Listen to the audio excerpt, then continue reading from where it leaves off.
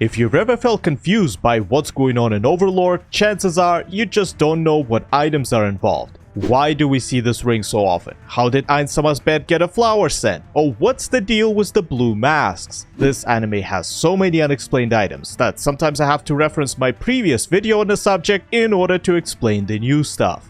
Hello Comrade, my name is Mahis. Come, get yourself a beverage and sit down with me. We got more fancy trinkets to examine. Just like the anime itself, we'll start with something random. Rubik's Cube. It's a puzzle we all know and love that is supposed to test your patience, observation skills, and maybe intelligence. However, in the show, it also serves another purpose, to hint that the Nazarick crew is not the only one to come from another world. The 6 great gods, or as you could have guessed, 6 players from Yggdrasil, came to the New World 600 years ago and, among other things, left this toy behind. There aren't many who can solve it, like the captain over here, which is why it's considered to be a form of trial from the gods by people from slain theocracy. The next new item revealed was the Platinum Dragon Lord's armor. It's a pretty interesting piece of equipment that we don't really know the origin of. First of all, it's not platinum, or not fully at least, because our squad estimated it to be at least level 80 in terms of stats, and there is no way a material like platinum can do so, which means it's either platinum coated or made to look like it. Secondly, it's the armor's HP, so to speak. In the last video, we talked about Albedo's 3-piece suit and how it has very low durability. I was wondering why it was made to break so easily, and apparently it's due to her being designed as a masturbator. Since she is a boss level enemy, players would want to unleash their most powerful attacks right away, just like Ainsama did. The problem is, the world item Ginnungagap that she has equipped scales with the damage received and in theory can increase its attack by a metric ton 3 times, as each layer of armor can take at least one instance of any damage before breaking. Anyway, for Platinum Dragon Lord, shit's not that complicated. His armor's durability equals its HP, which he used to cast wild magic during his fight with Pandora's Actor. It's a dangerous move, because every attack he takes reduces the amount of spells he can cast, and vice versa, each spell he casts reduces the amount of mistakes he can make. Thirdly, there are the weapons. I think they work similarly where their durability is their HP, yet I don't recall the dragon using them as a conduit for wild magic. What I do know is the reason behind having multiple weapons. Since he can only auto-attack in this form, he needs different damage types to counter different opponents: slashing, piercing, and crushing. Not sure why he needs a katana and a greatsword, but why the hell not? Otherwise, there's just another damage type I'm missing, so please do correct me if I'm wrong. Following that, we have a few cool items that are somewhat important, yet don't have much lore behind them. Rigrit's Ring, also known as Gazev's and Climb's Ring. It's another example of how wild magic can be used to create items that are not recognized by the tier system and thus cannot be easily appraised. In this case, it's a piece of jewelry that looks like a dragon's hand holding an emerald, which provides passive bonuses to warrior class levels once activated. Funny thing is, Ainsama was actually correct about our second stamina potion enjoyer getting a power-up to defeat his opponent as in the best traditions of shonen anime, yet it just wasn't enough. By my estimation, it gives somewhere between 1 and 5 levels, which isn't a lot from a maxed out character's perspective, but for someone like Gazev, that would have been passing into the realm of heroes, which is level 30 or above. Frostbane, one of 4 relics of the Lizardman, which they both fear and revere. You know, cause they're cold-blooded creatures and this icicle trident freezes everything around. Makes sense. It allegedly originated from the ice of the Great Lake when it froze for the first time, and it has 3 abilities that complement one another. It inflicts frost damage on attacks, blocks, and parries, makes the user resistant to cold, and allows him to cast Icy Burst, a decent AoE frost attack, 3 times a day. There is also a modified version of it, which is basically the same thing with slightly higher stats, but the interesting part is that it's the only weapon from the New World Ainsama was able to replicate. White Dragon Bone, another relic of the Lizardman, this time a set of armor made from enchanted frost dragon bones that cover a person from head to toe. It's a bit strange in the way that its defenses are proportionate with the wearer's width, potentially becoming as tough as adamantite. Don't think this is how warrior's armor should work, which is probably why it was destroyed so easily. Great Wine Pot, the last known Lizardman treasure, which, just like the pitcher of endless water, never runs empty. The downside is that it doesn't taste too good, but it gets the job done. Infinite backpack. It's not exactly infinite. I believe it can hold up to 500 kilos or about 8 washing machines worth of stuff, and its difference from the regular item box is that in Yggdrasil you could make shortcuts to use whatever is inside this backpack, while with the item box you had to take it out first and then use it. Also, players use them for sorting purposes, as you could keep several of them in your inventory. Floral scented bed. I'm not me if I don't include some stupid loot section or remark in my video, so since a bed is an inanimate object, it counts as an item, and since it's the Bone Daddy's bed, it is important. Albedo wants to leave her scent in the bed of the person she loves in order for Ainsama to smell her when he comes to rest. What does that mean exactly? Well, I didn't make that baiting joke for nothing. This passage from volume 10 indicates that she is likely, to no one's surprise by the way, indulging some of her fantasies every once in a while, yet I don't think that any beds or tables other than her own fell victim to the virgin succubus. Can't easily tell why though, other than believing that the demon waifu likely would want to wait for the full experience in his bed rather than settling for half measures. As for why it's floral scented, she probably takes baths with flowers since it's a pretty common thing in many cultures, and given how extra Nazarick is about everything, I wouldn't be surprised that it's a standard practice. Boku Boku Chagama's wristwatch. It's just that, a gift to Momonga made by the famous R-rated seiyuu. Nothing too crazy here, except for it having her voicing the alarm, which given her occupation, resulted in Ainsama prohibiting Aura from setting it to certain times as there is some improper wordplay going on. I certainly can't speak from experience, but according to the wiki, 1919 in Japanese sounds similar to I'm coming, and 719 sounds similar to masturbation. Ninja's Diary. It's a book that a lot of people forget, which is a shame because it has provided our lord with a lot of knowledge about the new world and consequently allowed Soare to join Nazarick as a token of gratitude for her deceased sister. Those of you who did pay attention on the other hand might wonder, how did he manage to read it? Well, he does have the monocle/glasses to do that, but this particular book was translated by Titus Anaius Secundus, the chief librarian of the Grand Library called Ashurba, Nepal, located at the 10th floor of Nazarick. Now, onto something a bit more relevant to the story. I missed it in the last video because I totally forgot that this is a world item. The Throne of Kings. It's truly a seat worthy exclusively of the leader of the Supreme Ones, since in order to get it, the guild had to clear this dungeon in one attempt. In case you didn't know, the Great Tomb of Nazarick used to be a very difficult endgame dungeon, which was cleared by members of Ainzol Gold and turned into their headquarters. As for what it does, it has two main functions: to let its user observe what's going on inside the tomb as well as see statuses of all the allies, and it passively prevents people outside from using reconnaissance magic by activating countermeasures similar to how Momon instructed. This function was never shown in the anime, but we did see Ainsama cosplaying as Lippo by watching the workers struggle for dear life. Oh, and if we are talking about places to sit, let's address this fine piece of art, the Throne of Bones. Yes, it does have human parts, as well as demi-humans, rare animals, and many more. What's interesting about it is that our humble farmer is also a humble craftsman, and this is one of many artistic works he made in his spare time. Another relevant part of the plot is this chill dude. Cocytus doesn't have much equipment given how he is his own armor, which I suppose helps in terms of not having to worry about it breaking since you can just heal him, yet it's not as good as something a max level character would wear. What he does have, however, are 21 different weapons in which he's an expert and some world item to protect him from other world items. Sadly, we only know of 2 weapons out of his entire arsenal, the halberd and the odachi. The former is his signature weapon he carries around everywhere called Decapitation Fang, and the latter is the God-slain Emperor Blade, the sharpest and most durable sword in his collection that he only draws when his opponent is worthy.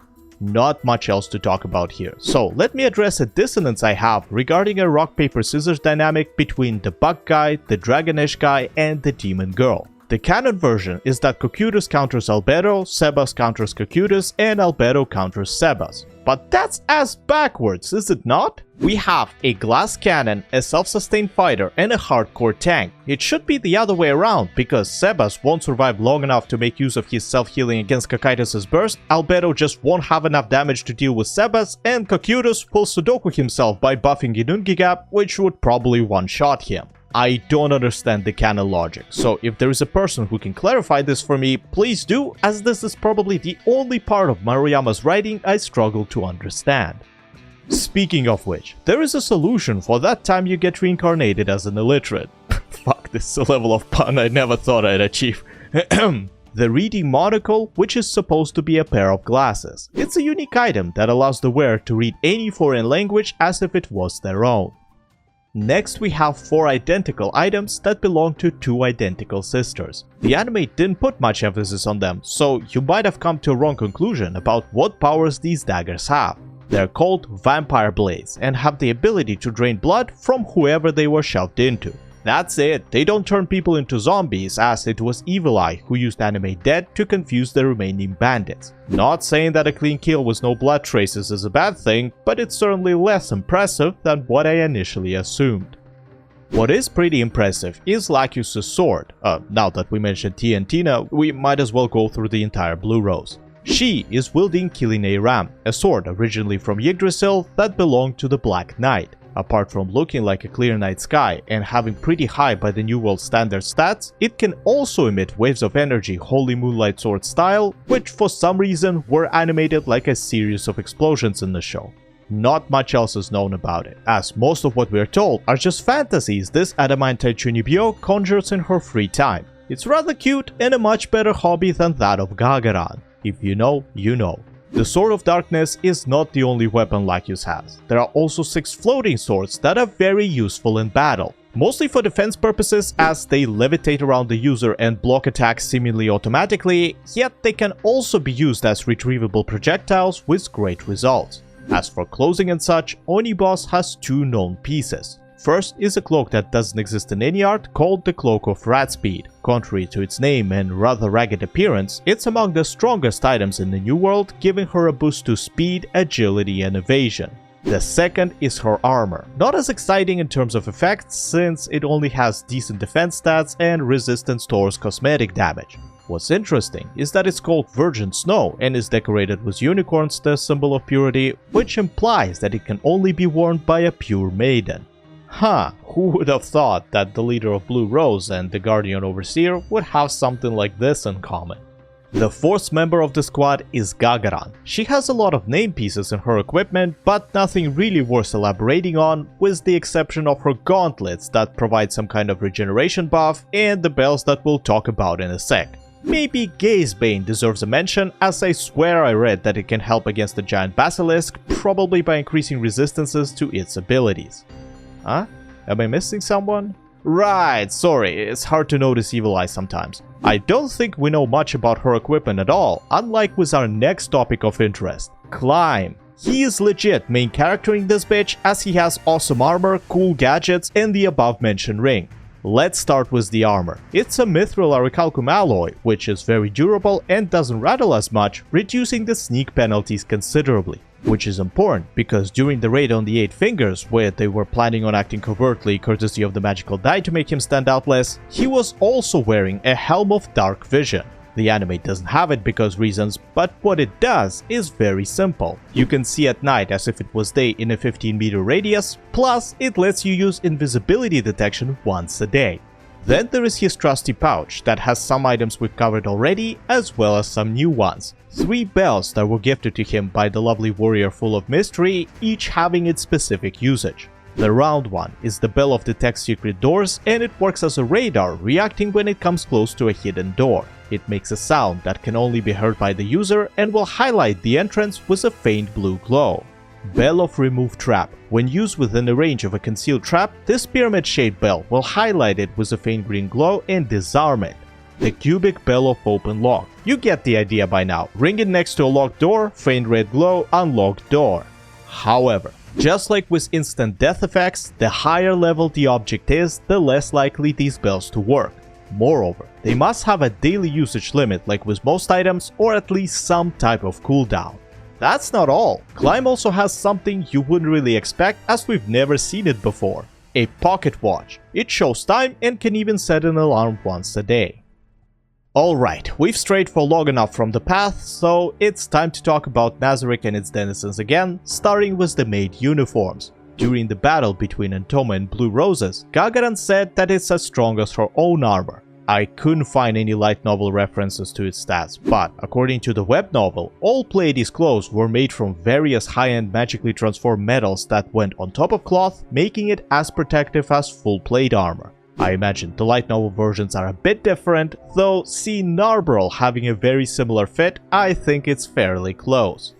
What isn't even close is Demiurgus' attempt at concealing himself and the maids with a measly blue mask. Like, I understand that even if they were to be recognized, nobody would be able to do anything, but come the fuck on. Why do you of all people use Superman's glasses as a disguise? Surely there's an enchantment you could have made to create an illusion or something, since these masks are just masks with no real obscuring properties. Anyway, there is a little mistake on the anime's part during their conversation with Baharuth. Jirknif made the following mental remark. They were dressed in orthodox maid's wear, well tailored but otherwise unremarkable. The Pleiades were wearing a different set of clothes, so at least they were concealing their identities after the incident, which wasn't the case for another member of the squad who assumed a completely different appearance, Shaltir. Not much is known about her white outfit, and I don't think we'll ever see it again, but what's interesting and really funny is that she went above and beyond to stay incognito after the Honipinyoku incident, only to be recognized instantly. Last but not least, there are a couple of weapons or weapon-like objects we saw during the climax of the season. Armageddon Evil. I have a whole chunk of an older video dedicated to the scene, so check it out if you want more details, but for now, let's focus on the item itself. There are two versions of it, the prototype and the complete one. They work virtually the same by summoning waves of demons in accordance with the quantity of enchanted gems encrusted in the statue. The 6-gem version summons 128 level 10s, then 64 level 20s, all the way until 2 level 60s and 1 level 70.